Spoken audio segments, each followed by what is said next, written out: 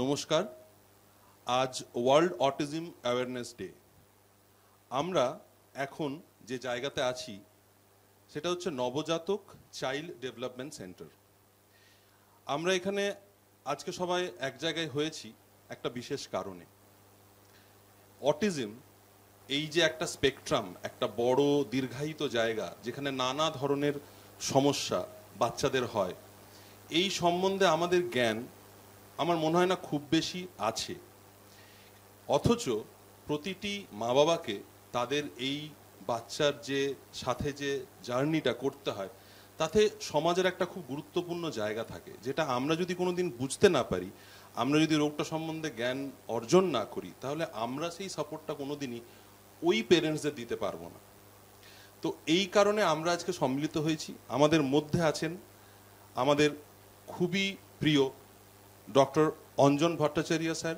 উনি director Nabajatak child development centre Kolkata আর head and child development centre Apollo multi speciality hospital. আমাদের সাথে আছেন doctor Asimayan Nandi sir, paediatric neuro development therapist. Doctor Juel Chakraborty, paediatric therapist, physiotherapist, doctor Prashanta Gayen, occupational therapist, and Lopamudra madam, Lopamudra Dasgupta, psychologist. এনারা তাদের ব্যস্ত সময় সারাদিন ব্যস্ত থাকেন, প্রচুর কাজ থাকে, এবং এদের পরিধিটা যেহেতু আমি বললাম এই রোগটার পরিধি এতটা বিশাল যে এদেরকে খুব সারাদিনই প্রায় অনেকটা সময় দিতে হয়। সেখান থেকে ওরা আজকে সময় বের করে আমাদের মধ্যে এসছেন, কারণ তারাও মনে করেন যে এই বিষয়টা নিয়ে আলোচনা করাটা খুব দরকার। কারণ আজকের দিনে যেটা আমি জানলাম ডক্টরবাবুর কাছ থেকে, যে WHO বলছে যে 2 in 100, মানে 100 জনের মধ্যে 2টি বাচ্চা এই অটিজম স্পেকট্রামের মধ্যে পড়ছে। এবং এটার যে ভ্যারাইটি অফ আউটকাম যেগুলো আমরা দেখে থাকি, নানা ধরনের সমস্যা বাচ্চাদের হয়, ডেভেলপমেন্টাল প্রবলেম আছে, কিন্তু দিস ইজ নট ইলনেস। এটা মেন্টাল কোনো অসুস্থতা নয়, মানসিক অসুস্থতা এটা নয়। এখানে এদের মধ্যে অল্টারনেটিভ এবিলিটিস আছে, মানে এরা হয়তো আমরা যেরকম ভাবে 8-5 জন আছি তাদের মতো নয়, কিন্তু তাদের একটা স্পেসিফিক কোনো এবিলিটিস আছে যেটা হয়তো আমরা আইডেন্টিফাই করতে পারছি না, বা আমরা সেটা রাস্তাটা জানি না কিভাবে ওটা করতে হয়। এই সংক্রান্ত নানাবিধ আমাদের মধ্যে মিথ আছে, স্টিগমা আছে, প্রচুর অজানা তথ্য আছে যেগুলো আমরা মনে করি সত্যি, হয়তো সেটা সত্যি না। তো এটা নিয়ে কথা বলাটা আমাদের মনে হয়েছে খুব জরুরি, খুব দরকার, এবং এটা জনসমক্ষে যাওয়াটাও খুব দরকার। কিছুদিন আগে আমরা পেপারে একটা ইনসিডেন্ট পড়েছিলাম যেখানে এরকম একটি বাচ্চাকে মারধর করা হয়েছিল, এবং সেটা পেপারেও এসেছিল। এটা হামেশাই হচ্ছে এরকম।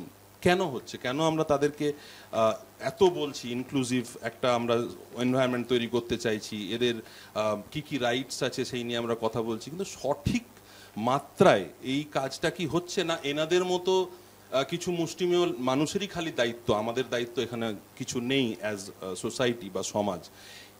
এইগুলো নিয়ে আমরা আলোচনা করব আজকে। এবং আমার তো নিজের প্রচুর প্রশ্ন আছে। আমি অল্প বিস্তর কাজ করি, খুব বিশাল কাজ করি তা না, কিন্তু আমার মনে হয় জানাটা খুব দরকার আমাদের, কারণ এই বাচ্চাদের সাপোর্ট খুব জরুরি। এই বছরের থিম জাস্ট আমি জানানোর জন্য বলছি যে 2024-এর থিমটা হচ্ছে কালার।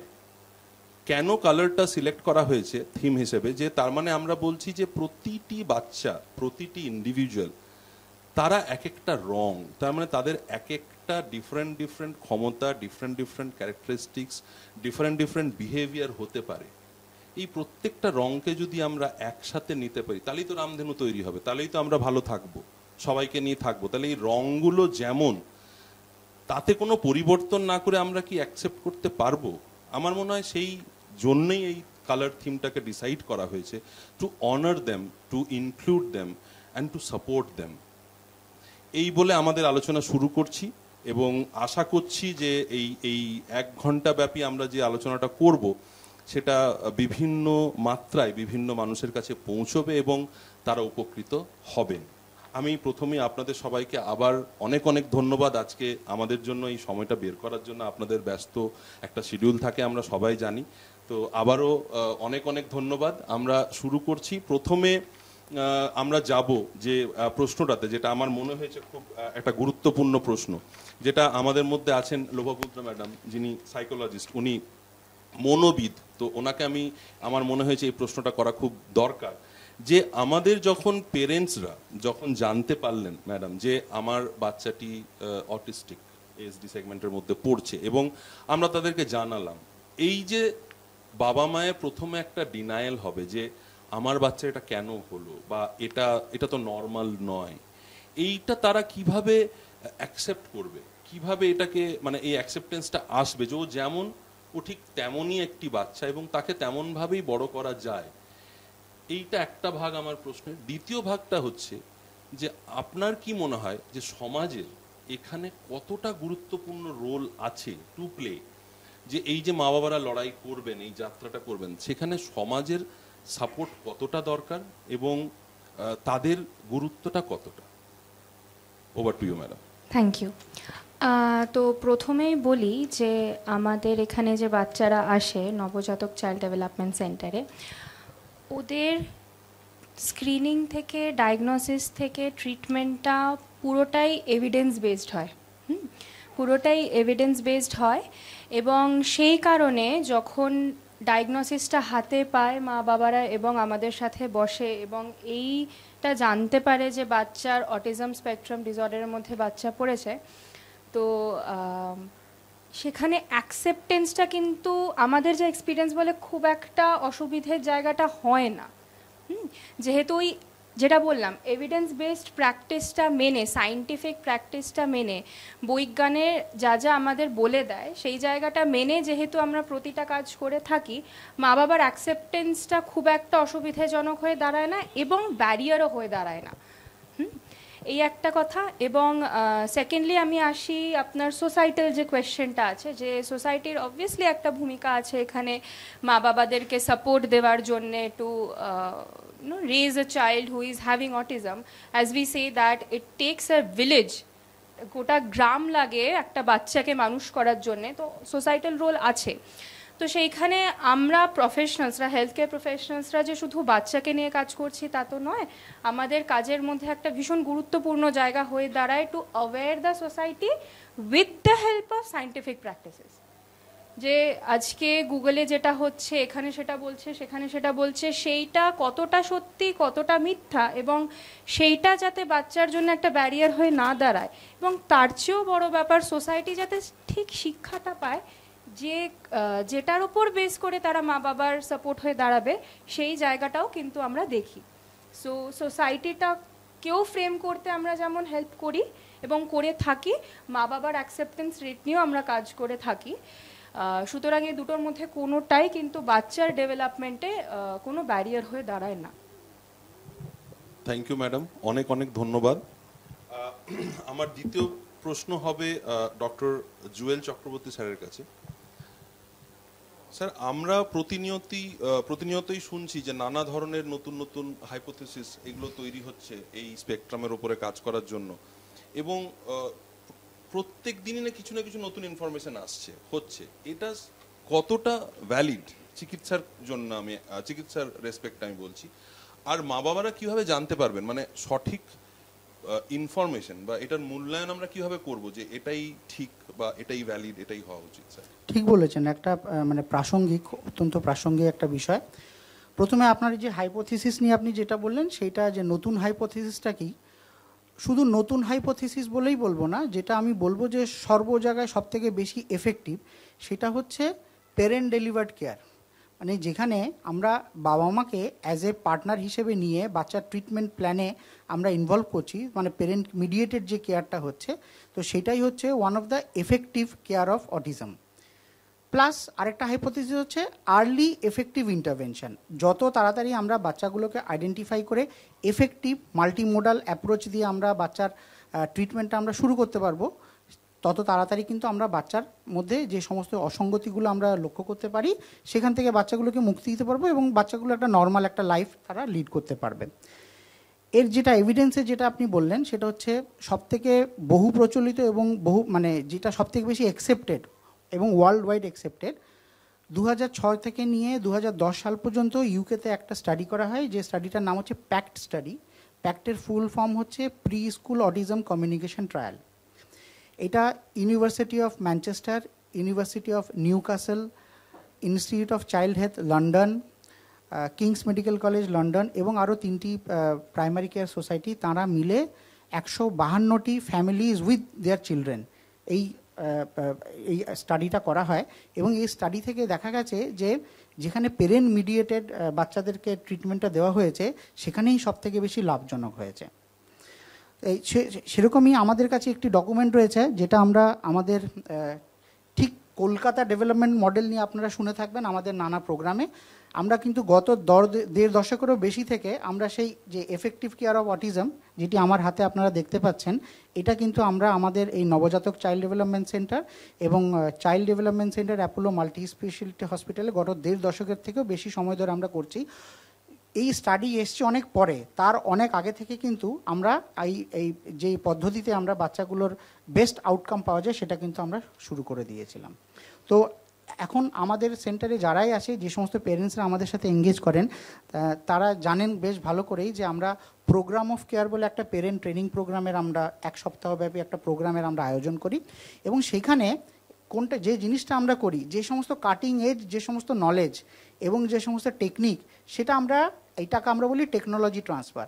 পেরেন্টদেরকে আমরা এডুকেট করে দিই, পেরেন্টদের মধ্যে সেই নিউ যে নলেজটা, যেটা আপনি নিউ হাইপোথিসিস যেটা বলছেন, সেটাকে আমরা ট্রান্সফার করি।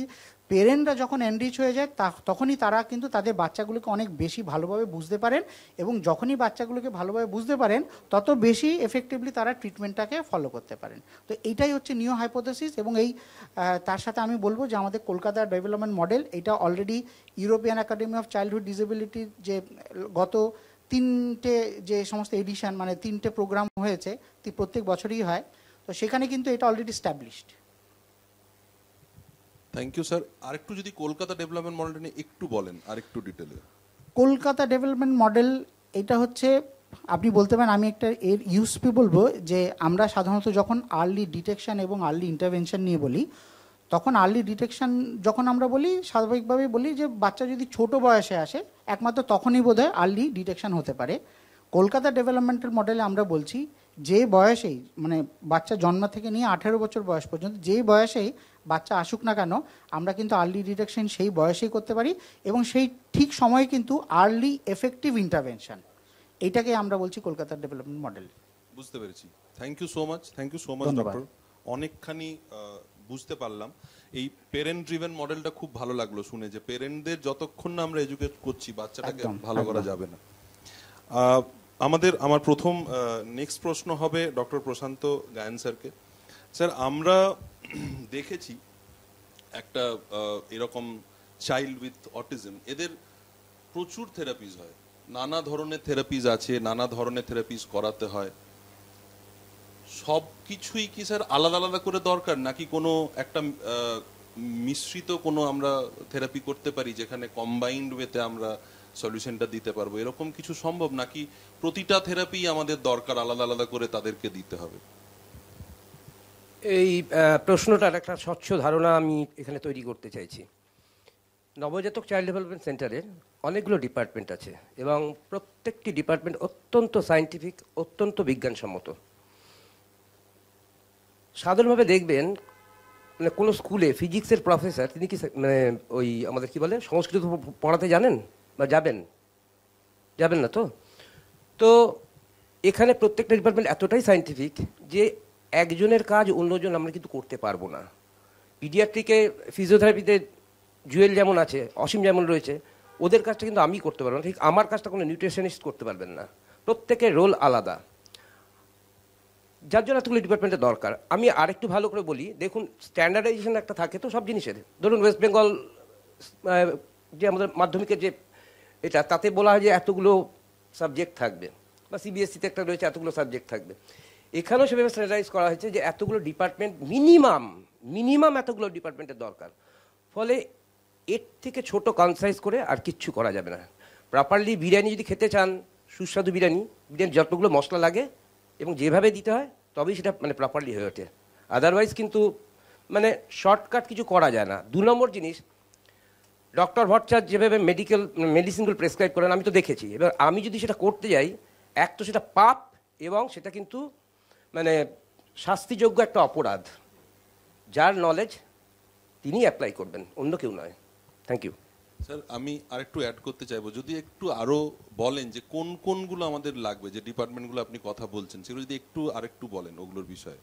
আমাদের যেমন এখানে এনডিটির অসীমান নন্দী রয়েছেন, ডক্টর অসীমান নন্দী রয়েছেন, স্পোর্টস ফিজিওতে ডক্টর জুয়েল চক্রবর্তী রয়েছেন, আমি রয়েছি অকুপেশন থেরাপিতে, আমাদের বেশ কয়েকজন সাইকোলজিস্ট রয়েছেন, কিছু নিউট্রিশনিস্ট রয়েছেন, স্পেশাল এডুকেটর আছেন, স্পিচ অ্যান্ড হিয়ারিংয়ের লোক আছেন, সবার উপরে রয়েছেন ডক্টর অঞ্জন ভট্টাচার্য। এই হচ্ছে আমাদের টিম। তো মিনিমাম এই কজন আমাদের লাগে। এছাড়া সাপোর্টিং স্টাফ বলতে হ্যাঁ আমাদের রয়েছেন যারা রিসেপশনে বসেন, বা আমাদের বাকি যে সমস্ত পেপার ওয়ার্কের কাজ যারা করেন, যারা আমাদেরকে বাকি অন্যান্য জিনিসগুলো করে দেন। তো আর একটা যেটা থাকে, আমি নামটা বলতে ভুলে গেছি, এটা মানে আমার একটা ভুল হয়ে গেল, বড় ভুল। আমাদের সঙ্গে আর একটা স্ট্রং মানে একটা সাপোর্ট রয়েছেন vision therapy department, doctor Sunita Agarwal. আজকে উনি মানে পার্সোনাল কাজের জন্য আসতে পারেননি। তো এই কটা ডিপার্টমেন্ট মোটামুটি আমাদের লাগে। থ্যাংক ইউ সো মাচ ডাক্তারবাবু। মানে এটা খুব জানা দরকার ছিল, কারণ আমাদের সবসময় এটা মনে হয় যে বোধহয় জোর করে করাচ্ছে, বা এটা দরকার নেই, বা এটা বোধহয় এমনি লাগছে। কিন্তু এটা যে আপনি যেটা এক্সপ্লেন করলেন, যে যেরকম প্রত্যেকটা জায়গার একটা মিশ্রণ না হলে কাজটা হবে না। So each and every department is important and required. এটা আপনি মানে ভারতবর্ষ শুধু না, পৃথিবীর অত্যন্ত মানে ডেভেলপড কান্ট্রি যেগুলো রয়েছে তাদের যে সেন্টারগুলো রয়েছে, এরকম থেরাপি সেন্টারগুলো যেগুলো রয়েছে, সবাই কিন্তু এই মিক্সড মডেলে চলে। মিক্সড মডেল ছাড়া আমি একা কিন্তু কোনো বাচ্চাকে ঠিক করতে পারবো না, আমি অত্যন্ত হেল্পলেস।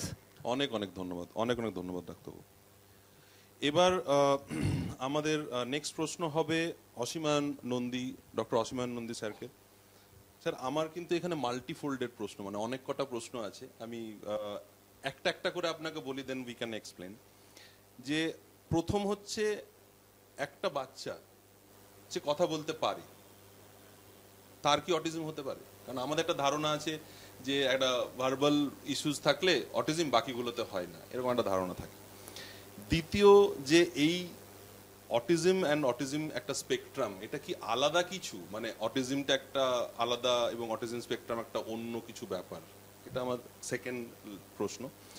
আর থার্ড প্রশ্ন হচ্ছে যে যদি আমাকে বুঝতে হয় যে এই স্পেকট্রাম এবং এটা প্লেন অটিজম, তাহলে আমার নর্মাল, আমি পেরেন্ট, আমার বাচ্চার অটিজম নেই, আমি জাস্ট জানার জন্য বলছি, তাহলে আমার কি জানা উচিত? কোন জায়গাটাতে আমার ফোকাস করা উচিত? আমি আপনার প্রথম ইয়েটা যে ফার্স্ট পার্টটা যেটা আছে ওটার আমি আনসারটা আপনাকে পার্ট বাই পার্টে হিসাবে দেবো। যেমন ধরুন প্রথম যেটা আপনি যেটা বলছিলেন অ্যাবাউট যারা কথা বলতে পারে তাদের কি অটিজম হতে পারে। তো যদি আমি একটা এক্সাম্পল দিয়ে করে বলছি, ধরুন আমাদের যে একটা স্ট্যান্ডার্ডাইজেশন আছে, যেটা আমাদের নবজাতকে অ্যাডস 2 বলে, যেটা আমরা সবাই ট্রেন্ড, পার্টিকুলারলি আমরা ট্রেন্ড কেমব্রিজ ইউকে থেকে সবাই ট্রেন করে এসেছি, ইভেন সার্টিফাইডও টু প্রসেস দ্যাট। তো ওই অ্যাডসের মধ্যে 4টে মডিউল আছে, যার মধ্যে 2টো মডিউল হচ্ছে কথা বলা বাচ্চাদের জন্য, আর 2টো মডিউল হচ্ছে নন ভার্বাল বাচ্চাদের জন্য, আর একটা হচ্ছে মানে যেটা একদম টডলার্স, একদম শুরু ইয়েতে। তো 5টা মডিউল ইটসেলফ ওরা এত উইথ 30 ইয়ার্স অফ রিসার্চ, যেটা একটা গোল্ড স্ট্যান্ডার্ড টেস্ট যদি ডেভেলপ করতে পারে কি ভার্বালদেরও অটিজম হয়, তাহলে আমরা মানে ওয়াই নট ভার্বাল, যারা কথা বলে তাদের কেন অটিজম হতে পারে না। আর যে হিসাবে সেকেন্ড কোশ্চেনটা হচ্ছে, যদি ধরুন অটিজম আর স্পেকট্রাম, অটিজম দেখুন, অটিজমকে যদি আমরা ডিফাইন করতে চাই সেইটা তো আমরা ওর করবো, যেটা নিউয়েস্ট ইয়েতে এসছে DSM-5। DSM-5-এর মধ্যে 2টো ক্রাইটেরিয়ার মধ্যে যেটা আছে, একটা হচ্ছে social communication and repetitive behaviour. এই 2টো জিনিস যদি করে তাহলে হচ্ছে অটিজম। তাহলে এই ধরুন এটা অটিজম স্পেকট্রাম, আর স্পেকট্রাম হলে যার মধ্যে আরও কিছু থাকতে পারে। মানে যদি ধরুন একটা এক্সাম্পল, যদি আমার ডায়াবেটিস হয়, তাহলে ডায়াবেটিস যে ডাক্তার, সে তো আমার খালি ডায়াবেটিস দেখবে না, সে তো কিডনিও দেখবে, সে আমার পাও দেখবে, সে আমার চোখ দেখবে। তো it's like something like a gelling up কি হ্যাঁ ডায়াবেটিস কি এতে করতে পারে। তো অটিজম যদি থাকে কারোর মধ্যে, তো স্পেকট্রামের মধ্যে আমাকে সব ক্যারেক্টার্সগুলোকেই দেখতে হবে, যেটা আমরা হয়তো দেখি। আর এটা আমরা পার্টিকুলারলি নবজাতক আমরা এই জিনিসটাই ফোকাস করি কি এই সব জিনিসগুলো পুরো অ্যাজ আ যেন মানে টোটাল কেয়ারটা যেন বাচ্চাটা পায়, আর সব এরিয়াসগুলো যেন ও ওর ইয়ে হয়, ডিসকাস হয়, সো দ্যাট পেরেন্টসরা যেন জেনে রাখে কি হ্যাঁ এর পরে কি হতে পারে। আর আপনার থার্ড পার্ট যেটা আছে সেটা কি যেন কোশ্চেন, কিভাবে এটা আমরা জানবো, মানে অ্যাজ আ, আমি তো একজন, মানে আমার বাচ্চার অটিজম নেই, but if I want to know this, then where should I go, where will I get this information? ওইটাই এই রুল আউটটা করার জন্য হচ্ছে আপনার ফার্স্ট হচ্ছে মানে ধরুন আপনাকে, ধরুন এখানে আপনি এলেন, কিন্তু ফার্স্ট হচ্ছে আপনাকে পুরো অ্যাসেসমেন্টটা, এই জন্য various assessment, step by step অ্যাসেসমেন্টসগুলো আপনাকে পুরোপুরি করাতে হবে। যেমন ধরুন একটা যেমন একটা ডায়াবেটিস রুগীকে যদি তার যদি বেরোয় কি হ্যাঁ তার সুগার লেভেলটা ইজ লেস দ্যান 100, তাহলে তো সে তো খালি তার ডায়েট রেজিমের মধ্যেই দিয়ে চলে যাবে। যদি তার বলে কি না 120-র ওপরে আছে, তাহলে হয়তো মেটফরমিন কিংবা কিছু হোয়াটএভার ওষুধ যেটা দিতে হবে। যার 160-এর উপরে হবে তার ইনসুলিন দিতে হবে। তো সেম হচ্ছে আমাদের ওই অটিজম। যদি আমরা দেখি কি অটিজমটার তার মাত্রা কম, মানে এই যে এডস যদি করে, এডস আপনাকে 3 ভাগে রেজাল্টটা আসে, মানে মাইল্ড, মডারেট, সিভিয়ার। যারা মাইল্ড প্রবলেমস তারা হয়তো 3 মাসের থেরাপিতেই হয়তো ঠিক হয়ে যাচ্ছে, যাদের বেশি লাগছে তাদের ভ্যারিয়াস ইয়েতে ডিভাইড হয়ে যাচ্ছে, দিয়ে তারপরে আউটকামটা সেইভাবে আসবে। বুঝতে পেরেছি, অনেকখানি পরিষ্কার হচ্ছে। যত আমার ধারণা যারা এই আমাদের এই আজকের যে ডিসকাশনটা শুনবেন তারা অনেকখানি পরিষ্কার হবে তাদের কাছে। এটাই আমাদের অ্যাকচুয়ালি উদ্দেশ্য আজকে এই 2 এপ্রিল যে ওয়ার্ল্ড অটিজম অ্যাওয়ারনেস ডে আমরা বলছি, যেখানে অ্যাওয়ারনেস অ্যান্ড এডুকেশন আমার মনে হয় সব থেকে বেশি জরুরি এই আজকের দিনে দাঁড়িয়ে। তো আমাদের সেটাই একটা খুব ছোট্ট প্রচেষ্টা, এবং এদেরকে পাওয়াতে এটা আরো খুব সুবিধে হচ্ছে যে আমরা অনেক কিছু একই জায়গাতে অনেক ভ্যারাইটি অফ ইনফরমেশন জানতে পারছি, কারণ তাদের প্রত্যেকের পরিধিটা তাদের এক একটা জায়গাতে বিশাল, অনেকটা বড়। এবার একটু অন্যরকম টপিকে যাব, যেটা আমরা দেখে থাকি বাড়িতে পেরেন্টসরা ছাড়াও অনেক সময় কেয়ার গিভার্স থাকে, মানে আমরা কেয়ার গিভার্স রাখি, এবং তাদের ওপরই আমাদের হয়তো বাচ্চাদের সারাদিনের যে দেখাশোনার ব্যাপারটা হয়তো তাদের ওপর থাকে। তারাই হয়তো ওষুধ দিচ্ছে বা তারাই হয়তো খাওয়াচ্ছে, তারা হয়তো একটা ফলো করছে চার্ট বা ইনস্ট্রাকশন। তো এক্ষেত্রে আমার লোপামুদ্রা ম্যাডামের কাছে আমার একটা প্রশ্ন থাকবে যে ম্যাডাম, এই যে কেয়ার গিভার বা এই যারা বাড়িতে আমাদের সাহায্য করছেন এদেরকে দেখাশোনা করার জন্য, এদের ট্রেনিংটা কতটা জরুরি? এই অটিজম সম্বন্ধে জানা, বা এই কিভাবে তার যে যখন সে ওভারওয়েলমিং স্টেটে যেতে পারে তার আগে কিভাবে আমি ওটাকে জাজ করব, চলে গেলে কি করব, এই টাইপের ইনফরমেশন বা এডুকেশন কোথা থেকে এই কেয়ার গিভার্সরা পাবেন? যদি পেরেন্টসরা চান যে তাদেরকে ট্রেন করাতে, তাহলে সেই ব্যবস্থাটা কোথায় আছে এবং কিভাবে এটা করা সম্ভব? Thank you. তো প্রথমেই বলে রাখি, যেহেতু আপনি কেয়ার গিভারের প্রশ্নটা তুললেন, কেয়ার গিভারকে আমি যদি দুভাগে ভাগ করি, primary care giver, secondary care giver, parents এবং the rest of the people যারা বাচ্চাটার কেয়ার নিতে সাহায্য করছে। তো অ্যাজ ডক্টর জুয়েল চক্রবর্তী বললেন যে আমাদের কলকাতা ডেভেলপমেন্টাল মডেলের কিন্তু ফার্স্ট স্টেপ অফ ট্রিটমেন্ট হচ্ছে প্রোগ্রাম অফ কেয়ার, যেখানে শুধুমাত্র মা বাবা নয়, আমরা তাছাড়াও আরও 2 জন বাড়ির লোককে যারা বাচ্চার সাথে সব থেকে বেশি সময়টা কাটায়, সেটা can be a helping hand, can be grand parents, দিদার দাদু, ঠাকুমা, ঠাকুরদা, মাসি, মেশো, পিসি, এনিওয়ান, বড়দা, দিদি, এনিওয়ান।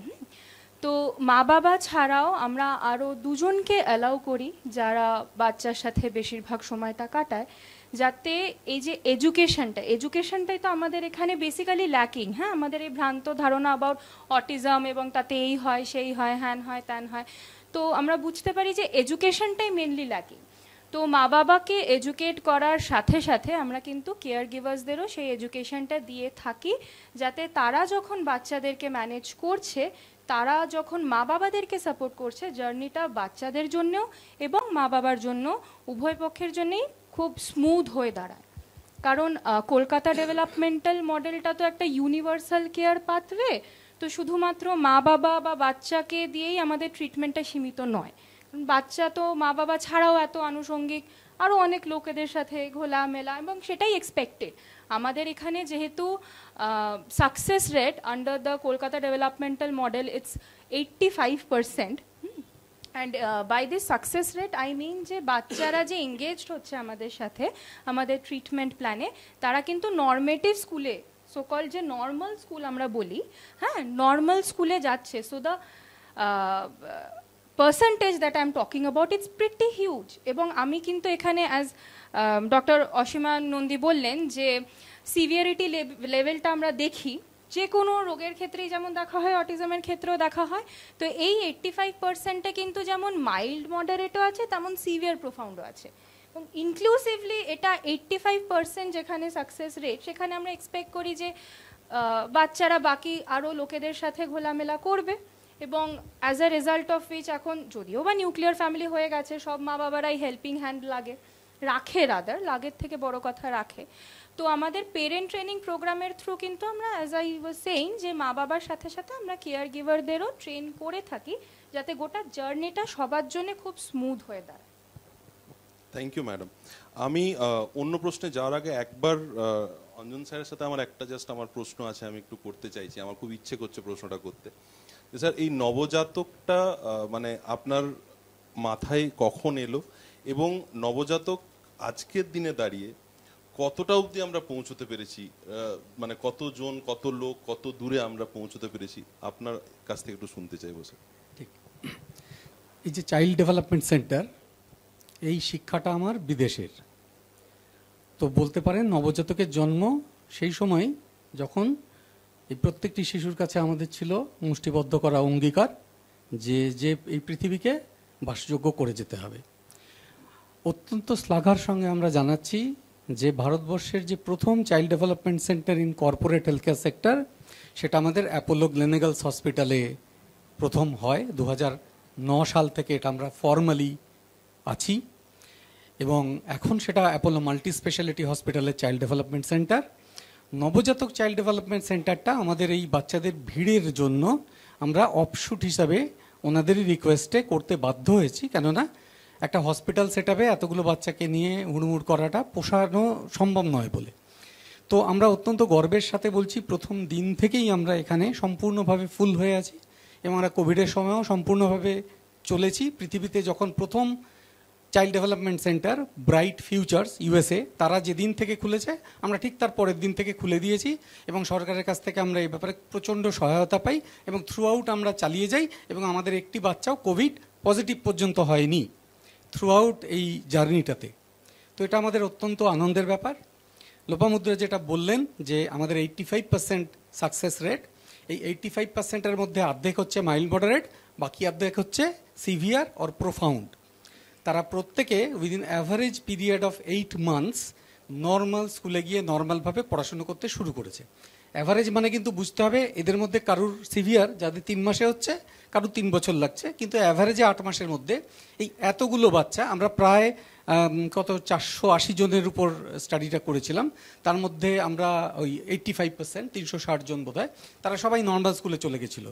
এদের মধ্যে কেউ কেউ স্কুলে যেত না পর্যন্ত, আউট অফ স্কুল ছিল, এবং এরা জানে, এরা তাদের দেখেওছে যে তাদের মধ্যে কেউ কেউ এখন গ্র্যাজুয়েট হয়ে গেছে, কেউ কেউ এখন জবে চলে গেছে, পিএইচডি করতে শুরু করেছে। এবং শুধু তাই নয়, তারা কিন্তু শুধু যে পড়াশুনোতে দারুণ রেজাল্ট করে তা না, এরা সবাই কিন্তু তার সঙ্গে কো কারিকুলার অ্যাক্টিভিটিও খুব ভালো করে। আমরা এই বলে শুরু করছি যে পড়াশোনাটা আগে, সেটা তারা সব থেকে ভালো করে করতে পারে, তারপরে তারা নাচ গান করে, যেগুলো আপনাদের দেখে অভ্যেস যে স্পেশাল নিডস বাচ্চারা একটু নাচ গান করলে এটাকে আমরা বিরাট ব্যাপার ধরি। আমাদের এখানে একদম সেটা সত্যি নয়। তারা সবার আগে পড়াশুনো করে একটা 4-5টা বাচ্চার মতো ভালো রেজাল্ট করতে শেখে, এবং তার সঙ্গে বাদবাকি সব কিছুতে খুব ভালো রেজাল্ট করে, সেটা স্পোর্টসে হোক, গান গল্পে যেটাতেই হোক, নাটকে হোক, এবং প্রত্যেকে কথা বলে, সেটা আর একটা ব্যাপার। তো এইটা বিজ্ঞানের জন্য হয়, সেইটা সবার আগে বুঝতে বলছি। এবং আপনারা অ্যাওয়ারনেস নিয়ে কথা বলছিলেন, আমরা এটা শেখানো শুরু করেছি। ওয়েস্ট বেঙ্গল গভর্নমেন্টের যে ইউনিভার্সিটি অফ টেকনোলজি আছে, তাদের একটা ডিপ্লোমা, আর্লি ইন্টারভেনশনের উপর ডিপ্লোমা প্রোগ্রাম, এবং জুয়েল খুব ভালো এক্সপ্লেন করেছে, সেটা হচ্ছে আর্লিয়েস্ট পসিবল ইন্টারভেনশন। মানে 18 বছরের একটি শিশু এলেও, মানে আইন হিসেবে 18 বছর অবধি তো শিশু, তো 18 বছরের একটি শিশু এলেও, বিশেষ করে তার যদি অটিজম থাকে, আমরা কিন্তু তার আর্লিয়েস্ট পসিবল ইন্টারভেনশনটা দিই, এবং সেটা যেহেতু আর্লি এক্সপার্ট ইন্টারভেনশন হয়, আর্লিয়েস্ট পসিবল এক্সপার্ট ইন্টারভেনশন হয়, এরাও কিন্তু সমাজের মূল স্রোতে গিয়ে নর্মাল স্কুলে যায়। এবং এইটা এখন আমরা সমাজের বিভিন্ন প্রফেশনালদের শেখাতে শুরু করেছি। শুধু ডাক্তারদের জন্য এই শিক্ষা নয়, এটা doctor, nurse, physiotherapist, occupational therapist, special educator, psychologist, policy makers, অ্যাডমিনিস্ট্রেটার্স, সবাইকে নিয়ে আমাদের এই কোর্স। এবং আমি অত্যন্ত শ্লাঘার সঙ্গে বলছি, এই ব্যাচ এখন 2 না 3টে সিট পড়ে রয়েছে, বাদবাকি সব ফুল হয়ে গেছে। সো এইটা ভারতবর্ষের প্রথম এবং এই মুহূর্তে একমাত্র পূর্ব ভারতের আর্লি ইন্টারভেনশনের ইউনিভার্সিটি কোর্স, গভর্নমেন্টাল ইউনিভার্সিটির কোর্স। আচ্ছা, এটা গেল একটা। এছাড়া আছে যে অন্যরা যদি কি শিখতে চান অল্প সময়ের জন্য, চটপট শিখে নিতে চান, ইন্টার্নদের জন্য ইন্টার্নশিপ আছে, মাসে মাসে যত মাস করতে চায় তত বেশি শিখবে। এখানে যারা সত্যি সত্যি শিখতে চায় তারা অন্তত 6 মাসের ইন্টার্নশিপ করে, কিন্তু 1 মাসের ইন্টার্নশিপও আছে, 3 মাসের ইন্টার্নশিপও আছে। যেটা কমিট করবেন সেটাকে কমপ্লিট করতে হবে। আর বড়দের জন্য যারা সিনিয়র রয়েছেন, সিনিয়র প্র্যাকটিশনার্স, ডাক্তার হন, থেরাপিস্ট হন, যেই হন, তাদের জন্য রয়েছে একটা 8 সপ্তাহের কোর্স, যেটা 2 সপ্তাহের ইন হাউস স্পেসিফিক ডেট দেওয়া থাকবে, সেই 2 সপ্তাহ ম্যান্ডেটারি, আর বাকি 6 সপ্তাহ তারপরে অনলাইন। খুব সহজ, সেইটুকু শেখা যায়। সেটা যদি আপনারা শিখতে পারেন তাহলে অ্যাওয়ারনেস নিয়ে কোনো প্রবলেম নেই।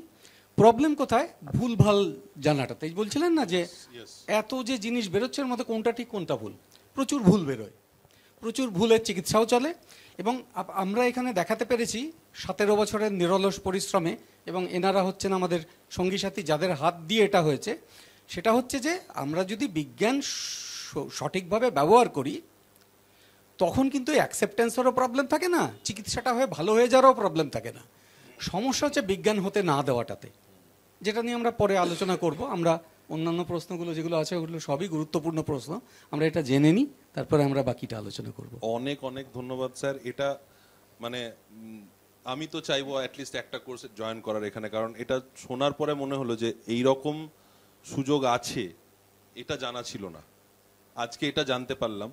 এবং এই আমার এটা খুব ভালো লাগলো যে এই একটা পথে নবজাতক এগোচ্ছে এবং সেখানে আপনাদের ব্যাচও আছে এবং পড়াশোনাও হচ্ছে। Thank you sir. এবার আমার পরের প্রশ্ন হবে আবার ডক্টর জুয়েলের কাছে।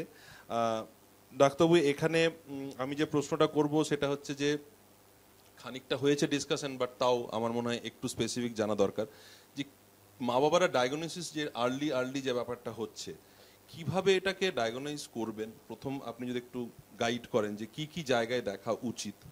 আর দ্বিতীয় হচ্ছে, এটাও উত্তর এর মাঝে পেয়েছি, তবু আমি আবার প্রশ্নটা করছি ফর পেরেন্টস, যে এটা কি মানে সেরে ওঠা যায়, মানে এটা কিওর হয়, এটা কি ঠিক হয়, এই দুটো যদি একটু বলেন। জবাবটা শুরু করব, সেকেন্ডটা আগে একটু করে বলে দিয়ে আবার প্রথমটা বলবো। প্রথম কথা হচ্ছে যে বাচ্চাগুলোকে সুস্থ করা যায়। এবার আমি আসছি যে কি করে আমরা ডায়াগনোসিস করব। মজার বিষয় হচ্ছে যে এইটা এমনই একটা, এই যে অটিজম নিয়ে আমরা যারা আলোচনা করছি সবাই জানেন যে কোনো সূঁচ ফোটাতে হয় না, কোনো এক্স রে করতে হয় না, কোনো ভারী ভরকম মেশিনের মধ্যে বাচ্চাকে ঢোকাতে হয় না। তো তার মানে হচ্ছে যে আমরা ক্লিনিক্যাল অবজারভেশন, মানে বেয়ার আই যেটা আমরা বলি, যে আমরা চোখে দেখে বাচ্চাটার আমরা ডায়াগনোসিস করতে পারি, কিন্তু তার জন্য আমাদের কিছু স্পেশাল স্কিল এবং স্পেশাল ট্রেনিংয়ের প্রয়োজন হয়। ডায়াগনোসিস করার আগে, সব থেকে আগে, যখন আপনার একটা প্রশ্ন ছিল যে কি করে আপনি, যদি আপনার বাচ্চা আদৌ আছে কি না অটিজম, ঠিক আছে, বুঝতে পারছেন না তো, কারণ খালি চোখে বোঝা যায় না। অনেক জায়গায় আছে যে খালি চোখে দেখে বলে দেয়। আমরা ঠিক সেই ধরনের প্র্যাকটিস কিন্তু আমাদের এই নবজাতক চাইল্ড ডেভেলপমেন্ট সেন্টারই বলুন আর Apollo multi specialty child development centre, কোনটাতেই করি না। আমরা বিজ্ঞান আমাদের কাছে এতগুলো টুল দিয়েছে, তো সেগুলোর ইউজ করে আমরা করব। তো সবার আগে আমরা যেটা সহজলভ্য, মানে সব জায়গায় ফ্রি অফ কস্ট, যেটা যারা প্রাইমারি কেয়ার ফিজিশিয়ান কিংবা বাচ্চাদের সাথে যারা কাজকর্ম করেন, থেরাপিস্ট, ডাক্তার, সবার এমচ্যাট বলে একটা রয়েছে, সেই চার্টের মাধ্যমে কিছু সেখানে কোশ্চেনিয়ার থাকে পেরেন্টদের থেকে, সেই কোশ্চেনগুলোর মাধ্যমে আমরা বাচ্চাটির রিস্ক হওয়ার আছে কিনা, মানে রিস্ক আছে কিনা অটিজম হওয়ার, সেটা আমরা জেনে নিতে পারি। তো এইটা হচ্ছে সবথেকে ইজি, অ্যাভেলেবেল এবং আপনি বলতে পারেন কস্ট এফেক্টিভ একটা টুল যেটা দিয়ে আমরা খুব সহজেই কিন্তু বাচ্চাটাকে আমরা রিস্ক আছে কিনা নেই সেটা জেনে নিতে পারি। যখন আমরা জেনে গেলাম যে বাচ্চাটির একটা সমস্যা থাকলেও থাকতে পারে, এখনও কিন্তু জানি না যে আছে, মানে চোখে দেখেই বলছি আমি, তখন তার মধ্যে অনেকগুলো টুল আছে যেগুলো আমাদের ইন্ডিয়ান একাডেমি অফ পেডিয়াট্রিক্স আছেন তারাও যেমন অনেক কিছু নিয়ে করে, কিন্তু আমি বলবো যে আমাদের চাইল্ড ডেভেলপমেন্ট সেন্টারে গত 1.5 দশক ধরে যে সমস্ত টুলগুলো দিয়ে আমরা সবথেকে ভালো রেজাল্ট পাচ্ছি তার কারণ হচ্ছে এই আর্লি ডিটেকশনটা কিংবা ডায়াগনোসিসটা খুব ইম্পর্টেন্ট। এই যে আমরা বলছি যে মাইল্ড, মডারেট, সিভিয়ার, সেটা একটা বাচ্চাকে চোখে দেখে কিন্তু আমার মনে হয় না, মানে অ্যাটলিস্ট আমরা সেই যে পন্থাগুলোকে আমরা একদমই মানে বিশ্বাস করি না আর কি। তাহলে এই যদি আমরা আছে কিংবা নেই, আবার তার মধ্যে অটিজম না কি অটিজম স্পেকট্রাম ডিসঅর্ডার, আর যদি থেকে থাকে সেটা এএসডি কিংবা অটিজমের মধ্যে মাইল্ড, মডারেট, সিভিয়ার কোনটা, তাহলে সেগুলো করার জন্য তার কিছু গোল্ডেন স্ট্যান্ডার্ড পদ্ধতি রয়েছে। তো অটিজম ডায়াগনস্টিক ইন্টারভিউ এটা একটা সাবজেক্টিভ একটা এক্সামিনেশন, এবং তার সাথে অটিজম ডায়াগনস্টিক অবজারভেশন স্কেডিউল এটা একটা অবজেক্টিভ একটা অ্যাসেসমেন্ট। এই দুয়ের মিলে মিশে যুগলবন্দিতে এটাকে আমরা বলছি একটা গোল্ডেন স্ট্যান্ডার্ড টুল। তার মানে হচ্ছে এডিআইআর আর এডস2, এই দুটো যুগলবন্দিতে আমরা যখন বাচ্চাগুলোকে আমরা আমাদের এই সেন্টারে বলুন, আমাদের চাইল্ড ডেভেলপমেন্ট সেন্টারে আমরা বাচ্চাগুলো অ্যাসেস করে দেখি, আমাদের সামনে কিন্তু জলবৎ তরলং, ঠিক আছে, একদম বাচ্চাটার প্রোফাইলটা কিন্তু পরিষ্কার হয়ে যায় যে এই বাচ্চার অটিজম আছে, সে কি অটিজম গ্রুপে পড়ছে, স্পেকট্রামে পড়ছে, মাইল্ড, মডারেট, সিভিয়ার কোথায় দাঁড়িয়ে আছে, এবং এটার প্রয়োজনীয়তাটা কোথায় এত অ্যাকিউরেটভাবে করার। নানা জায়গায় তো নানা থেরাপি চলে, আমাদের কাছে অনেক জায়গায় আছে যে নানা জায়গায় মিশেল থেরাপি নিয়ে এখানে এসছে, এসে দেখা গেলো সেখানে তারা জানতে পারলো যে বাচ্চার সিভিয়ার অটিজম রয়েছে, আমরা এখানে দেখতে পারলাম না কই সিভিয়ার তো নেই, ঠিক আছে, কিংবা অন্য জায়গায় বলে যাচ্ছে যে বোঝাই যাচ্ছে না যে অটিজম আছে, এবং সেই ক্ষেত্রে সেইখানে কী হয়, মানে সাটল সিনড্রোমগুলো সে বাচ্চাগুলো সব থেকে বেশি ভোগে, এবং সেখানে মা বাবারা কনফিউজ হয়ে যায় এবং তাদের একটা ডিনিয়াল থাকে, এবং সোসাইটিতে দূর এই তো বাচ্চাগুলো তো মনে হচ্ছে না যে অটিজম আছে, তোমরা মনে হচ্ছে একটু রেখে দাও, মানে সোশ্যাল ভ্যালিডেশন আমরা যেটাকে বলি, যে একটু বয়সের সাথে সাথে হয়তো ঠিক হয়ে যেতে পারে।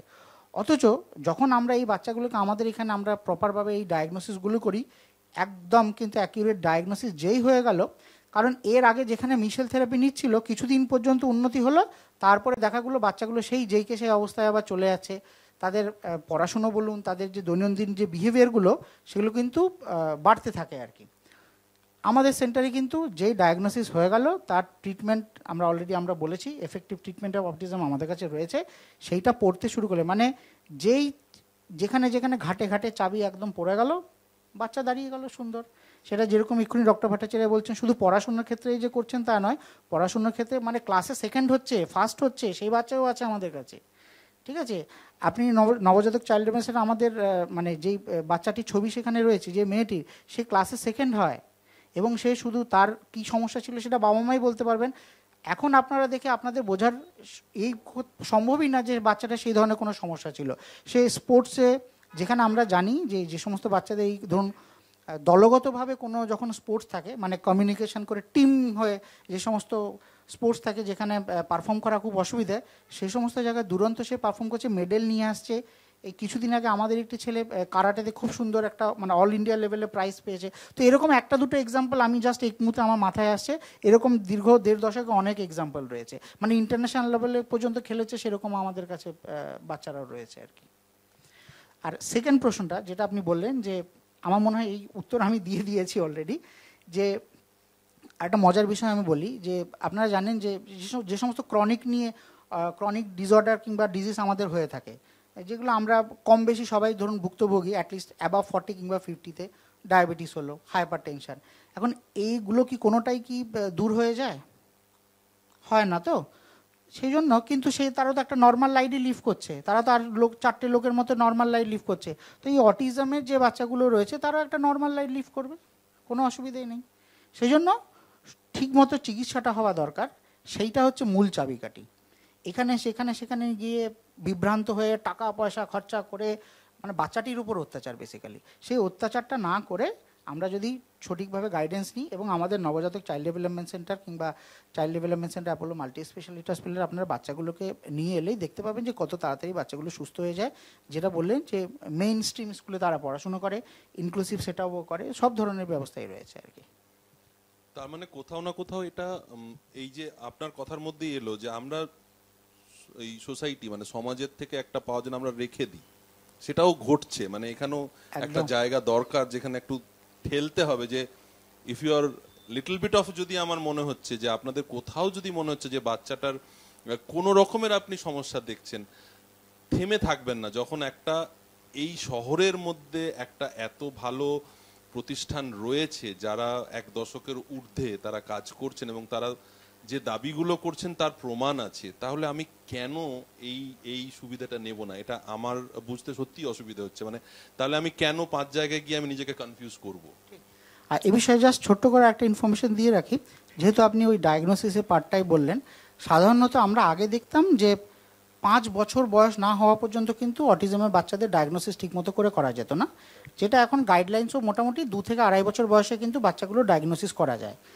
আমাদের কাছে এমন কাটিং এজ টুল আছে, বাচ্চার জন্মের পর ঠিক 3 মাস বয়সে আমরা উইথ 67% অ্যাকুরেসির সাথে আমরা বলে দিতে পারি যে বাচ্চাটি ভবিষ্যতে গিয়ে অটিজম কিংবা সেই সংক্রান্ত অন্য কোনো নিউরো ডেভেলপমেন্টাল ডিসঅর্ডার হবে কিনা। জেনারেল মুভমেন্ট অ্যাসেসমেন্ট বা প্রেকটেলস অ্যাসেসমেন্ট বলে একটি কাটিং এজ টুল রয়েছে, যেটা অটিজম না, সেরিব্রাল পলসি নামক আরেকটা যেটা সমস্যা রয়েছে সেটা উইথ 98% অ্যাকুরেসি প্রেডিক্ট করতে পারে, এবং অটিজম এবং তার রিলেটেড যে সমস্ত সমস্যাগুলো রয়েছে সেগুলো উইথ 67% অ্যাকুরেসির সাথে ধরতে পারে। তাহলে এত ছোট বয়সে যদি আমরা ধরতে পারি, তাহলে বুঝতেই পারছেন যে সেই বাচ্চার ভালো না হয়ে যাওয়ার উপায় তো নেই। অ্যাজ কম্পেয়ার টু 0%, মানে ওই অত অল্প বয়সে কিন্তু আর কোনো টুল নেই। এই একটা টুলই পৃথিবীতে বেরিয়েছে যেটাতে জন্মের সাথে সাথে ডায়াগনোসিস করে ফেলা যাচ্ছে। তাহলে জন্মের সাথে সাথে যদি ডায়াগনোসিসটা, রিস্কটা ডিটারমিন করে ফেলা যায় এবং তারপরে যদি আমরা আর্লি ইন্টারভেনশন দিই, কতটুকুই বা খরচা হতে পারে, বাচ্চা তো সম্পূর্ণ ভালো হয়ে যাবে। বুঝা গেল? একদম ঠিক।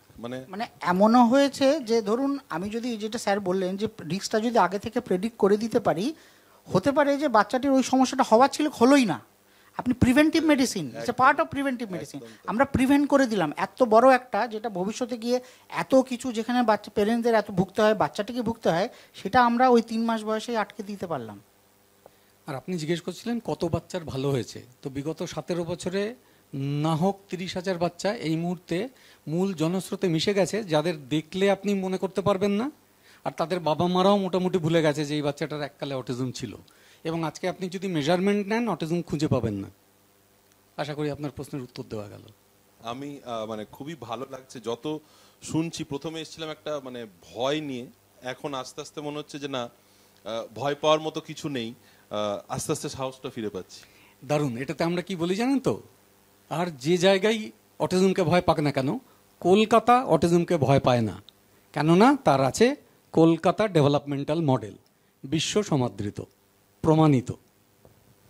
Thank you sir. মানে আপনাদের আজকে এই সময়টা দেওয়াটা আমার মনে হয় এই দিনটাকে খুব যুক্তিযুক্ত করে তুলছে, যে কারণে এই দিনটাকে সারা বিশ্বব্যাপী উদযাপন করা হয়, যে অ্যাওয়ারনেসের জন্য। অ্যাটলিস্ট আমি তো অনেকখানি হচ্ছি, এবং আমার ধারণা এই যারা এই ভিডিওটা পরে দেখবেন বা আমাদের এই প্রোগ্রামটার যখন টেলিকাস্ট হবে, তখন আরো অনেকে এই বিষয়টা নিয়ে যে ভয় বা যে নানা ধরনের কনফিউশনগুলো আমাদের থাকে, অনেকখানি আমরা পরিষ্কার হতে পারবো।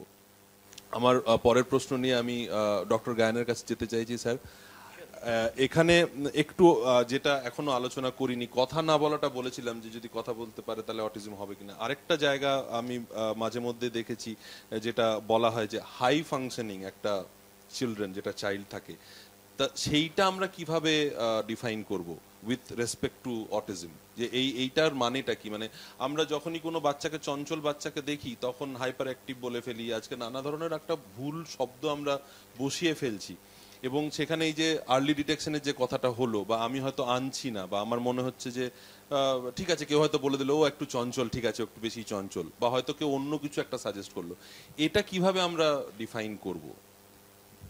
Good question. আপনি দুটো হাইট ইউজ করেছেন। আপনার দ্বিতীয় হাইটটা হচ্ছে hyper active. As a therapist আমার যেটা মনে হয় না, হাইপার অ্যাক্টিভ মানে সেটা তার প্রবলেম, যদি কোনো অ্যাক্টিভিটিতে কোনো বাচ্চাকে এনগেজ এটা করতে পারে, হাইপার অ্যাক্টিভ তো আমরা মোটামুটি করি। দ্বিতীয়ত যেটা হচ্ছে যে হাই ফাংশনিং যারা অটিস্টিক, তাদের বুদ্ধাঙ্ক বা আইকিউ যেটা বলা হয় সেটা অলমোস্ট নর্মালের কাছাকাছি হয়, কিন্তু তবু তারা অটিস্টিক। তারা অটিস্টিক অন্যান্য জায়গায় অটিস্টিক, হয়তো তারা কথাবার্তা বলে ভালো, তারা লেখে ভালো, তারা পড়ে ভালো, এই জন্য তাদের ফাংশনটা হাই। তো এই হাই ফাংশনিং এদের, যেমন একটু আগে ও একটি বাচ্চার উদাহরণ দিচ্ছিল, বাচ্চাটিকে একদম, আমি যখন দেখেছিলাম তখন ওদের 3 বছর বয়স ছিল, তো এখন সে অনেকই বড়, ওদের ক্লাস 7-এ পড়ছে, এরকম কিছু একটা হবে। মা মাঝে মাঝে ভিডিও পাঠান, গান গাইছে, নাচছে, খেলতে যাচ্ছে, পড়াশোনার রেজাল্ট তো শুনলেন ক্লাসে 2nd হয়। তো এটা হচ্ছে হাই ফাংশনিং। তো এদের এই জায়গাগুলো আমাদের একটা মাল্টিডিসিপ্লিনারি মানে টিম যেটা রয়েছে, এরা ঠিক করে নেয় যে এরা কোথায় যাবে, কি করবে পরে, বা আমাদের একটা ক্যারিয়ার কাউন্সিলিংয়ের জন্য একটা কিছু একটা সাপোর্টিং মেম্বার্স রয়েছে, এনারা ঠিক করে দেন যে এরা কোন ফ্যাকাল্টিতে যেতে পারে, বা কোন বিষয়ে পড়া করতে পারে, বা কোন চাকরির জন্য তারা যেতে পারে। তো এইভাবে আমরা এখান থেকে হাই ফাংশনিং যারা অটিস্টিক আছে তাদের বাকি ফিউচারটা আমরা এখান থেকে ঠিক করে দিই। এরপর বাবা মার মানে তাদের মত যদি সহমত হন এগোবেন। জাস্ট একটা ক্লারিফিকেশন, যে বাচ্চাটির কথা বলছে সে হাই ফাংশনিং অটিজম নিয়ে আসেনি।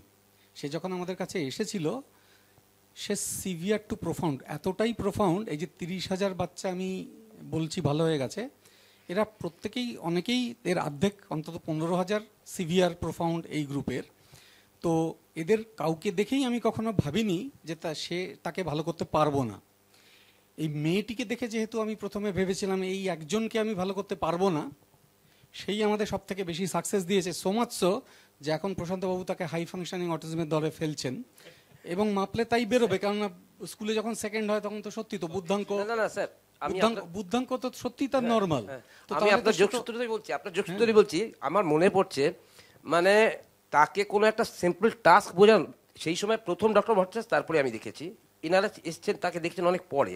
আমি 3 বছরের ঘটনা এখন যদি মানে বুঝতে যাই বা ভাবতে যাই, প্রচণ্ডভাবে কাঁদতো, কোনো কথাই বুঝতে যাইতো না, লাফাতো, দৌড়তো, আঁচড় চিমটির বেশ সারা শরীরে বেশ কয়েকটা আমার লেগেছিল, এবং নন ভার্বাল ছিল। নন ভার্বাল ছিল 2-1টা শব্দ পরে মাসখানেকের মধ্যে আস্তে আস্তে বলতে শুরু করেছিল। 1 বছর বাদে 1 বছর বাদে 1 বছর বাদেই আপনি এসেছিলেন তখন। হ্যাঁ, আপনার ট্রিটমেন্ট শুরু করে থেরাপিটা পেয়েছিল তারপর থেকে, 1 বছর বাদ থেকে।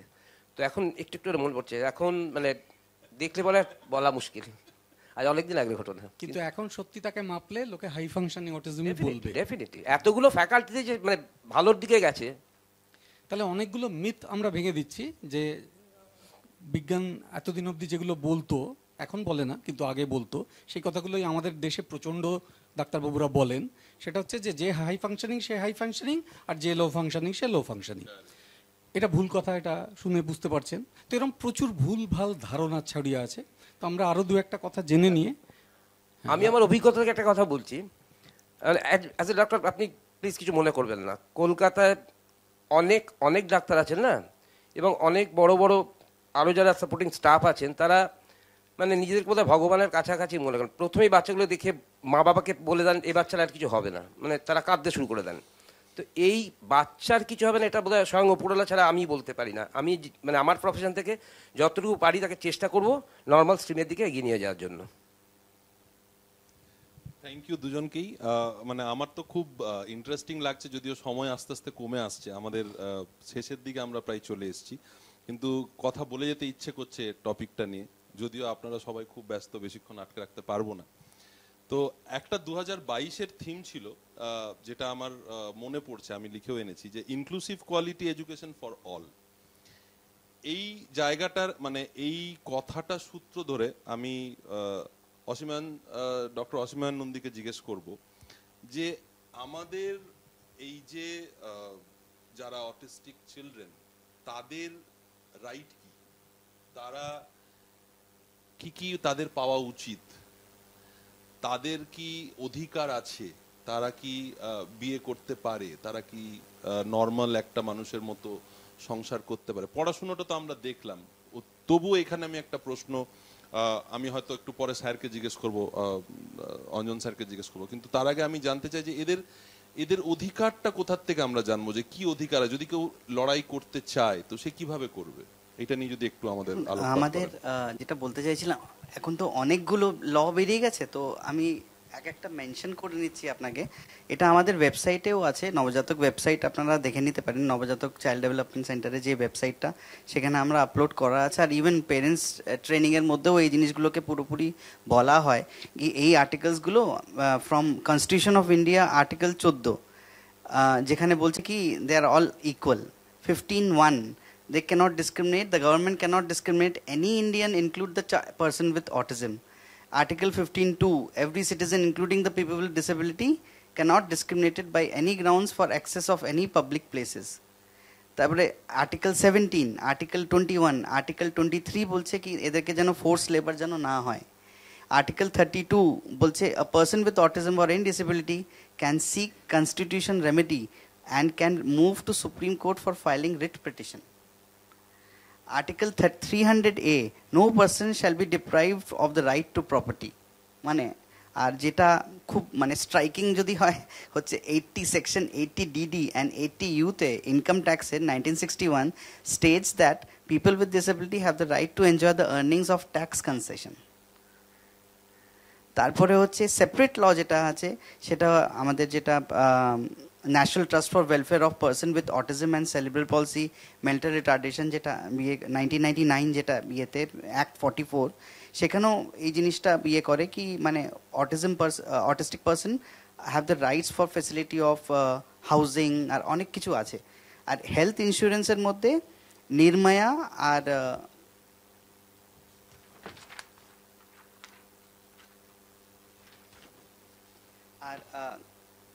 হাউজিং স্কিমস ঘরুন্দা এই জিনিসটা আছে। স্কুলিং রাইট ঘরুন্দা স্কুলিং রাইটসের মধ্যে হচ্ছে স্কুলিং রাইটস আছে and education and vocational training এটাও আছে। এই সব আর্টিকেলসগুলো পুরোপুরি আপলোডেড আমাদের ইয়েতে।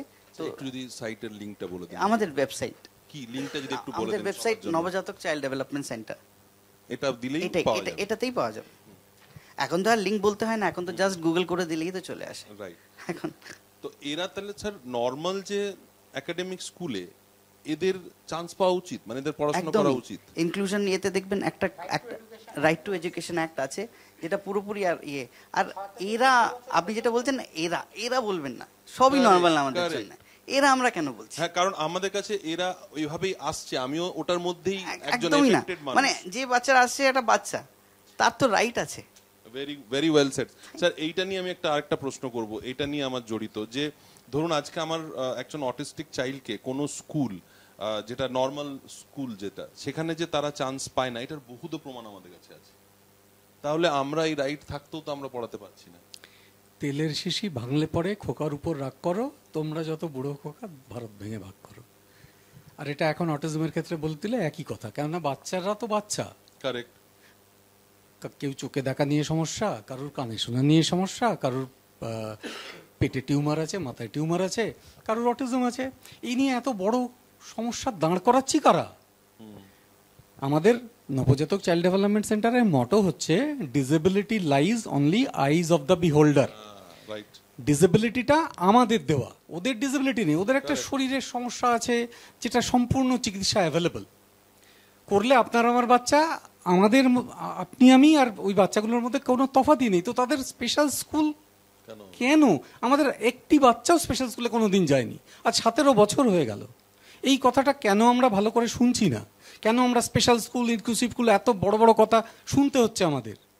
কেননা কেউ আমরা বিজ্ঞান করছি না বলে। বিজ্ঞান করলেই লাগে না এসব ঝামেলা। আমরা বিজ্ঞান করলেই সম্পূর্ণভাবে ভালো হয়ে যেতে পারে বাচ্চাগুলো। প্রথমত হচ্ছে ভারতবর্ষের আইনই বলে দিচ্ছে যে আপনি ডিসক্রিমিনেট করতে পারবেন না, ঠিক আছে? তো যেখানে আমাদের ভারতবর্ষ, যেখানে মানে আমাদের যে আইন যে পরিকাঠামো রয়েছে, সে যদি আমাকে সেই রাইটসটা দেয় তাহলে আমরা কে হই? প্রথম কথা। আর সব থেকে বড় ব্যাপার যেটা রয়েছে যে ডিফারেন্ট এবিলিটি, ডিফারেন্টলি ওদের একটা অন্য কিছু রয়েছে, সেটা একমাত্র তাদের জন্য। আজকের অনুষ্ঠানে দাঁড়িয়ে আমি বলবো তারা অটিজমের বাচ্চাগুলোকে বুঝতে পারেন না। যারা এই সমস্ত বুঝতে পারেন না তারাই কিন্তু ওইটাকে এড়িয়ে যাওয়ার চেষ্টা করে। তাদের একটা ডিফারেন্ট এবিলিটি, তাদের অমুক নিডস রয়েছে। তার সবথেকে বড় প্রমাণ হচ্ছে যে বাচ্চাটি যখন ভালো করতে শুরু করে সবাই তার ক্রেডিটটা নেয়, আর যখন বাচ্চাটি পারে না তখন হচ্ছে হয় বাবা মার দোষ, নাহলে আপনার বাচ্চার তো সিভিয়ার অটিজম রয়েছে, তার বেশি কিছু হতে পারে না। সো এটা ধরে নেওয়া হয়, তারা ওই মানে লুজারের ক্যাটাগরিতে। তো সেই লুজারের ক্যাটাগরিতে বাচ্চাটি তো লুজার নয়, লুজার হচ্ছে অ্যাজ এ প্রফেশনাল। আমি যদি বাচ্চাটিকে, আমাকে তো বিজ্ঞান সমস্ত কিছু দিয়েছে, আমি যদি বাচ্চাটির দোরগোড়ায় আমি যদি তাকে সেই চিকিৎসাটা না দিতে পারি, তাহলে সেটা আমার ফেলিওর, সেটা বাচ্চাটির ফেলিওর নয়। এবং এই প্রফেশনাল কোর্সটাই আমরা করাচ্ছি, যাতে কোনো প্রফেশনাল এই কথাটা না বলে যে এই বাচ্চাটার না একটু স্পেশাল নিডস আছে। থাকলে আপনি কি করছেন এইটা আমরা বলতে চাই, শিখুন। সেটা শিখতে বলছি, গভর্নমেন্টের ডিপ্লোমা, ইউনিভার্সিটি ডিপ্লোমা নিন। আমি লোপামুদ্রাকে লাস্ট একবার বলতে বলবো সোশ্যাল ভ্যালিডেশনটার উপর, এটা বিরাট ব্যাপার বলে। লোপামুদ্রা একটু যদি বলেন, আমরা শেষ পর্যায়ে চলে এসেছি। Thank you sir. তার আগে একটা ছোট্ট কথা বলি, যে যখন আমরা যেটা বলছিলাম যে এখানে তো আমরা মা বাবাদের নিয়েও কাজ করে থাকি, কারণ অ্যাকসেপ্টেন্সটা আসার পরে মা বাবাদেরকে নিয়েও কাজটা করতে হয়। তো সেখানে বহু সময় ওদের অ্যাকসেপ্ট করতে অসুবিধা হয় না, কিন্তু এই যে স্কুলে নেয় না, বা যেটা একটা বিশাল সমস্যা হয়ে দাঁড়ায়, যে স্কুল বলে যে আপনার ছেলে মেয়েকে আর রাখবো না, এই একটা জায়গা আমাদের খুব শুনতে হয়। তো সেইখানে যেমন ডক্টর অসীমা নন্দী বললেন যে ওদেরও কিন্তু রাইট টু এডুকেশন অ্যাক্টটা is as equal as that of ours. সুতরাং কোনো স্কুল যদি বলে থাকে যে বাচ্চাকে রাখবে না, পেরেন্টসদের কিন্তু ফুল রাইটস আছে সেই স্কুলকে সিউ করা। ফার্স্টলি হ্যাঁ, করে না কারণ অ্যাওয়ারনেস নাই, করে না কারণ বহুত ঝোঁক ঝামেলা। কিন্তু কোনো স্কুল বা কোনো অথরিটি, এডুকেশনাল অথরিটির কিন্তু এই অথরিটিটা নেই যে তারা এই বাচ্চাদেরকে কিন্তু তাদের স্কুলে ইনক্লুড করবে না। ফার্স্টলি। সেকেন্ডলি আমি একটু আসছি সোশ্যাল ভ্যালিডেশনটা নিয়ে, যেটা আপনি বলছিলেন যে একটু বয়স বাড়লে ঠিক হয়ে যাবে, এরকমই তো আমরা বলি। যে যে সফট সাইন্সগুলো নিয়ে আমরা এতক্ষণ ধরে কথা বলছিলাম, যে কথা আসতে দেরি হচ্ছে, চোখের দিকে তাকিয়ে কথা বলে না, বা নাম ধরে ডাকলে সাড়া দেয় না, হ্যাঁ। তো বা আপনি যেটা বলছিলেন, বাচ্চা মানে তো একটু দুরন্ত হবেই, একটু তো দুষ্টুমি করবেই, এই যে একটা ধারণা নিয়ে চলে সবাই, বা স্পেশালি একটু ছেলে তো একটু তো রাগ দেখাবেই, একটু রাগ হবে না, এরকম ধরনের যে কথাগুলো, এইগুলোকে বলা হয় সোশ্যাল ভ্যালিডেশন। হ্যাঁ, সব কিছুরই যেমন একটা বৈজ্ঞানিক ব্যাখ্যা আছে, আর আমরা যেখানে এখানে সায়েন্স নিয়েই এত কাজ করি, সুতরাং একদম বিহেভিয়ারাল সায়েন্স নিয়ে কাজ করি। তো সিমিলারলি এই যে এগুলো কিন্তু সাইন্স অ্যান্ড সিমটমস, যে বাচ্চাদের জন্য এগুলো বলা হচ্ছে, এগুলোও কিন্তু সাইন্স অ্যান্ড সিমটমস বলে আমরা ধরি। তো এটার একটা সায়েন্টিফিক নাম আছে, যেটা হচ্ছে সোশ্যাল ভ্যালিডেশন। হ্যাঁ, এই সোশ্যাল ভ্যালিডেশনটা কিন্তু আমরা দেখেছি একেবারে রিসার্চের মাধ্যমে, এবং এই রিসার্চটা করেছেন আমাদের এখানে আমাদের একজন কলিগ মিস শ্রেয়া ঘোষ, উনিও একজন psychologist. Currently, she is pursuing her PhD from University of Pavia, Italy. তো উনি এই বিষয়টা নিয়ে কাজ করেছিলেন, এবং এই বিষয়টা এতই প্রচলিত শুধুমাত্র কলকাতায় বা ভারতবর্ষে নয়, সারা পৃথিবীতে, যে মেলবোর্নের একটা কনফারেন্স হয়েছিল, ডাক্তারদের কনফারেন্স, সেখানে বহু সারা পৃথিবী থেকে বহু রিসার্চ পেপার এসেছিল, এবং সেইখানে আমাদের এখান থেকে দুটো রিসার্চ পেপার টপ 10-এ সিলেক্ট হয়েছিল। Out of so many research papers, আমাদের এই শুধুমাত্র ভারতবর্ষ নয়, নবজাতক চাইল্ড ডেভেলপমেন্ট সেন্টারের এইখানে বসে এখান থেকে দুটো পেপার সিলেক্ট হয়েছিল টপ 10-এ। তার মধ্যে একটা আরেকজন আমাদের সাইকোলজিস্টের মিস শ্রেয়সী দত্তে, এবং এই সোশ্যাল ভ্যালিডেশন কনসেপ্টটা নিয়ে কাজ করেছিলেন miss Shreya Ghosh, as I was saying. এবং তাতে দেখা গেছিল that this is one of the huge most barrier, যে কারণে এই যে আর্লি ডিটেকশন এবং early intervention, early effective intervention, এই সবকটা ডোমেনে কিন্তু একটা বিশাল বড় বাধা হয়ে দাঁড়ায়। তো এটাই বলার যে যদি আপনারা আপনাদের বাচ্চাদের মধ্যে কোনো সফট সাইন্স দেখতে পাচ্ছেন, যা যা বিষয় নিয়ে আমরা আজকে আলোচনা করছি এবং স্যার যেগুলো নিয়ে কথা বললেন, কোনো সফট সাইন্স যদি দেখতে পারেন, একদম দেরি করবেন না, একদম চলে আসবেন ডেভেলপমেন্টাল পিডিয়াট্রিশিয়ানের কাছে, নবজাতক চাইল্ড ডেভেলপমেন্ট সেন্টারে এবং অ্যাপোলো মাল্টি স্পেশালিটি হসপিটালের চাইল্ড ডেভেলপমেন্ট সেন্টারে। Thank you so much madam. শেষ করতে ইচ্ছে করছে না, কিন্তু সময় প্রায় আমরা ফুরিয়ে এসছে, আর খুব বেশি নেই। একটা লাস্ট প্রশ্ন আমি অঞ্জন স্যারের কাছে করব, যেটা আমার মনে হচ্ছে যে খুব জেনে নেওয়া উচিত, যে যারা পেরেন্টস, যারা কেয়ার গিভার্স, বা আমরা যারা সমাজে আছি, বেঁচে আছি সবাই একসাথে, ইনক্লুসিভ সমাজের কথা বলছি, যেখানে উনি আমাকে এক্ষুনি বললেন যে আপনি এরা কেন বলছেন। তো প্রত্যেকে আমরা শিখছি কোন জায়গাটাতে ভুল হচ্ছে। স্যার, এখানে একটা ট্রেন্ড এমপ্যাথেটিক মাইন্ডের কতটা দরকার? এই কোর্স দিয়ে আমরা শেখাই, কেননা এই কোর্সে আমরা যেগুলো শেখাই, ওরা গতকাল ইনফ্যাক্ট একটা রুরাল বাংলায় রায়গঞ্জে গিয়ে একটা পারফরমেন্স করে এসছে, যেটাকে আমরা বলি স্কিট, 9 মিনিট স্কিট।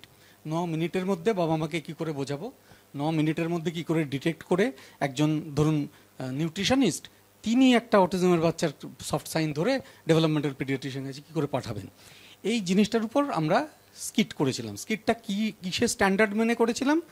বিলেতের যে রয়্যাল কলেজের যে পোস্ট গ্র্যাজুয়েট মেডিকেল এডুকেশন, আমি তার এক্সামিনার বা ওদের এক্সাম বোর্ডে আছি, তো সেখানে যে স্ট্যান্ডার্ড মেনে করা হয় আমরা সেই ট্রেনিংটা দিই।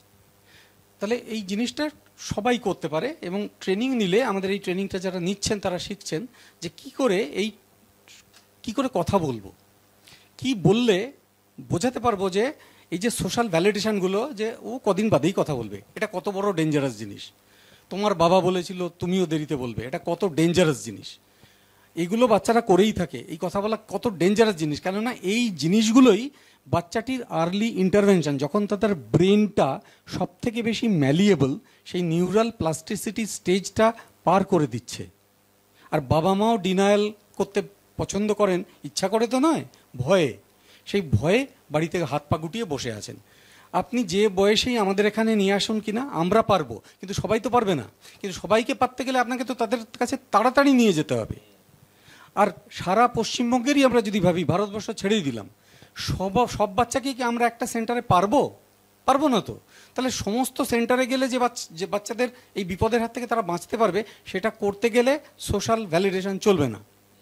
আপনারা বলুন যে কোনো সিমটম হওয়া মাত্র একটা ট্রেন ডেভেলপমেন্টাল পিডিয়াট্রিশিয়ানের কাছে যাও, গিয়ে প্রবলেম মিটিয়ে ফেলো যত তাড়াতাড়ি পারবে, তাতে যা লাগে লাগুক। কেননা তাহলে একেবারে চিরতরে প্রবলেমটা মিটে যাবে। তারপরে অটিস্টিক হোক, যাই হোক, আমরা যেমন সবাই বিয়ে শাদী করি, ওরাও পারবে। কেন পারবে না? নর্মাল বাচ্চা তো, নর্মাল বাচ্চা একটা প্রবলেম আছে। আরে আমারও প্রবলেম আছে মশাই, এরম করলেই আমি কানা, আমি এরম করলেই আমার সমস্যা মিটে গেল। তোমরা সেটা নেবো না, সমাধানটা নেবো না, নিন। এরা তারা বলে ডিসক্রিমিনেট করবেন না। কে একটা খুব সুন্দর বলেছে যে মুহূর্তে হিন্দু মুসলমানের দাঙ্গা থামবে, তখন বৈশ্য শূদ্র চলে আসবে। আরে আমরাই প্রবলেম মশাই, বাচ্চাগুলো নয়। তারা সব নর্মাল বাচ্চা, তাদের নর্মাল থাকতে দিন। যে জন্মেছে সে জন্মানোদের সাহায্য চায়। অনেক অনেক ধন্যবাদ স্যার। মানে আপনার কথাতে বোঝা যাচ্ছে যে আপনার পুরো ভেতর থেকে আসছে, আপনি কতটা ভেতর থেকে প্যাশনেটলি এই কাজটা শুরু করেছেন এবং এখনো সেটা রয়েছে, সেটা আমরা পুরো ফিল করতে পারছি প্রত্যেকের কাছ থেকে, যতক্ষণ আমরা এতক্ষণ যে এই আলোচনাটা করলাম। এবং বাকিদের বলতে পারছি না, আমি নিজে অনেকখানি অবগত হলাম, আরো বেশি জানলাম, এবং কোর্সটা সম্বন্ধে আমি খুব কিউরিয়াস, আমি আরো জানবো, কথা নিশ্চয়ই বলবো এটা নিয়ে। আর আজকের দিনে আমার মনে হয় না এর থেকে ভালো কিছু আমরা করতে পারতাম বাকিদের জন্য, যারা এখনো পিছিয়ে আছেন, যারা এখনো আমার মতো এরা তারাতে আছেন, এবং যারা এখনো মনে করছেন যে এটা একটা আলাদা জগৎ, এটা আমাদের মধ্যে পড়ে না। তাদের জন্য আমার মনে হয় আমরা কিছুটা হলেও চেষ্টা করলাম যে বোঝানোর যে আমরা সবাই এক, এবং আলাদা আলাদা রং হতে পারে, আমরা সবাই যদি এক কাছে আসি তাহলে একটা সুন্দর রামধনু আমরা তৈরি করতে পারবো। এই বলেই আমাদের আজকের আলোচনা শেষ করছি। নমস্কার।